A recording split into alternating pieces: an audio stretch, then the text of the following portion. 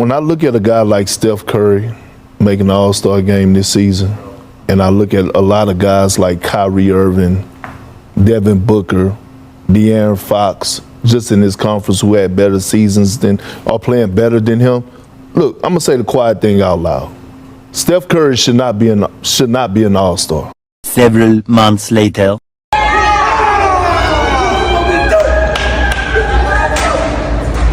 fellas, what does that say about this team on the road?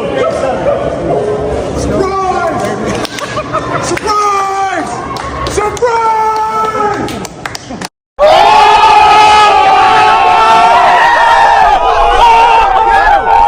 Boom! Get on Kendrick Perkins. Once again, Kendrick Perkins proves that he knows nothing about basketball to the sports world. This is Sports Guy talking that you guys are watching and listening to.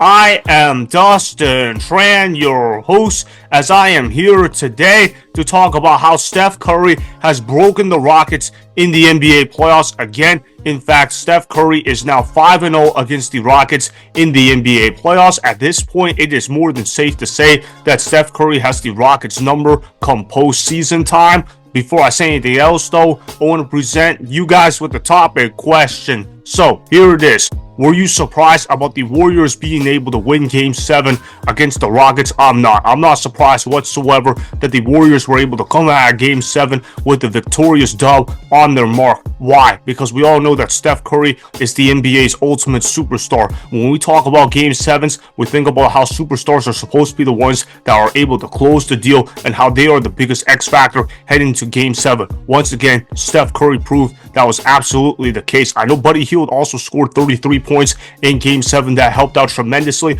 I appreciate that he hit 9 threes in Game 7, but ultimately the leadership comes back to Steph Curry and Draymond Green. Those are the two guys that lead the Warriors to success. Those guys understand what it takes to win a Game 7. Those young guys in Houston don't understand what it takes to win a Game 7. Jalen Green was a liability the entire series for the Houston Rockets with the exception of Game 2. The man has so much talent, but he wasted it away and he played like an absolute scrub throughout the course of the series. Alperen Sengun is pretty good, but you're going to need more than Alperen Sengun in order to carry the load offensively. Fred VanVleet certainly had his moments for the Houston Rockets, but ultimately he was not a difference maker when it mattered most in Game 7. When we talk about X factors in Game 7, you're supposed to think about how superstars close the deal and they get it done. The Golden State Warriors absolutely did that. A lot of people think that coaches have a whole lot to do with game planning in Game 7, but that is a false myth, because once you get to a Game 7, everybody has already seen all the coaching strategies that anybody could have seen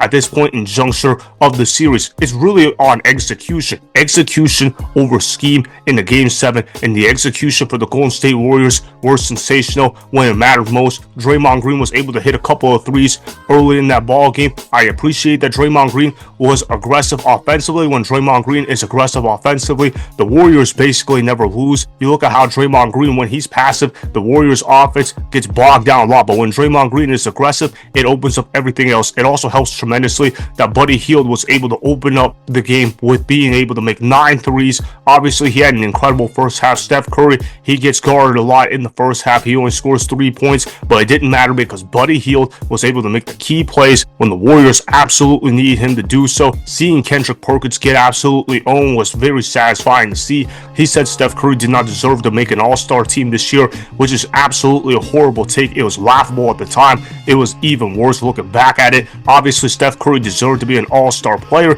He had a phenomenal year for the Golden State Warriors, and once again in the NBA playoffs, Steph Curry proved why he is the greatest point guard of all time. You look at how he's able to constantly elevate his teammates around him, and as a result of that, that's why you're seeing role players shine for the Golden State Warriors. I also want to show you guys this clip of Kendrick Perkins making an absolute fool of himself when making a prediction for the Golden State Warriors when Jimmy Butler was acquired via trade. He said the Warriors ceiling was a first round playoff exit. It sounds stupid at the time. It sounds even dumber now. Roll the film. The Warriors ceiling with Jimmy right now is a first round exit. Okay, listen. I was looking for the Warriors. I'm thinking that they're gonna go out there and, go get a Beyonce or Taylor Swift. They end up getting a Nicki Minaj, and that's okay. Whoa, you about to? That's just. Hey, listen. But that's not. Whoa. But that's not. But that's. The Barbie's gonna get you, boy. The Barb's gonna get you, boy. Ain't hard to find. Listen. What you just said is one of the most insanely idiotic things I have ever heard. At no point in your rambling, incoherent response were you even close to anything that could be considered a rational thought.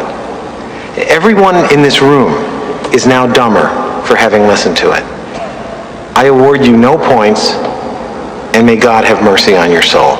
Yeah, that's why I constantly say Kendrick Perkins is the dumbest analyst ESPN has basically ever seen, at least in the 2020s. Kendrick Perkins' takes were absolutely horrible at the time. How could you possibly say that the ceiling of this Warriors team after the Jimmy Butler trade was a first-round playoff exit? Has he not seen how playoff Jimmy Butler operates? And here's the thing, playoff Jimmy Butler wasn't even really a thing this year. I know he showed up in some games for the Warriors in the series, but it's not exactly like Jimmy Butler had his greatest playoff series ever. He played good, don't get me wrong, but it's not exactly like Jimmy Butler scored 50 points a game in this series. The Golden State Warriors were able to win because they have guys that can score the basketball, while the Houston Rockets don't have guys that can score the basketball. If you can't score, you can't win, and that statement could not ring any more true than what happened to the Houston Rockets in Game 7. For them to score only 89 points in Game 7, it just told me all I need to know about their lack of experience on the offensive end of the floor. I know Fred VanVleet is a really good player on offense, but trust me, you're going to need more than Fred VanVleet in order to win a Game 7, especially against this version of the Golden State Warriors. I know all these people were telling me, oh, the Houston Rockets, they're going to win Game 7. They're at home, they got momentum, and I said, don't overreact. The Golden State Warriors still have superstars on their roster, and they have championship experience that the Houston Rockets just simply do not have. I know Ime Udoka is a really good coach, but you know who's also a really good coach as well? Steve Kerr. And quite frankly, in a Game 7, there's really only so much coaching can do. It's on your players to execute the plays that are called within the system, and guess what? The Warriors' offensive system was able to execute their plays and their shots when it mattered most, while the Houston Rockets offense went into too many dry spells. For them to score only 89 points in a Game 7, it just told me everything that I need to know about the Rockets offense. They just don't have enough to compete with the top teams in the Western Conference yet. They got a good squad, they have a lot of young talent in there, their future is bright, but let's be completely honest with ourselves, they don't really have a good offense whatsoever, and if you can't score, you can't win. It goes back to the old saying of your strengths get you to the playoffs, your weaknesses eliminate you from the playoffs, and that's exactly what happened in the case of the Houston Rockets. No one should be surprised that the Golden State Warriors were able to come out of Game 7 with a win. I know the bettors were saying that the Houston Rockets were the favorites in this game, but I told you the Golden State Warriors were going to win Game 7. I said it to a lot of my friends. I was DMing a lot of people about this game. I was being asked, okay, do you think the Warriors are going to be able to overcome their adversity in Game 7? I'm like, yeah, of course they're going to overcome adversity in Game 7. What kind of question is that? The Warriors are going to come out of Game 7 victorious, and that's exactly what happened. Everything I thought was going to happen in Game 7 happened the way I thought it would, with the exception of Buddy Hield hitting 9 threes. But you know what? I'm going to absolutely love that, because as a Warriors fan, I wanted to see Buddy Hield step up his game, and that's exactly what he did. We got to give Buddy Hield a lot of credit for being able to make big time shots in big time games. I was impressed with what he did. Same thing for the rest of the players in the Warriors. So that is why I was not surprised about the Warriors being able to win Game 7 against the Rockets, as Steph Curry has always owned the Rockets throughout his NBA career. Remember, go ahead and subscribe to Sports Guy Talking, like the video, and please comment down below. If you guys do that, I may shout you guys out in my Instagram story every Monday. That will be for the @DustinNazTran Instagram account. Make sure to follow me on Instagram @DustinNazTran, and that's Sports Guy Talking.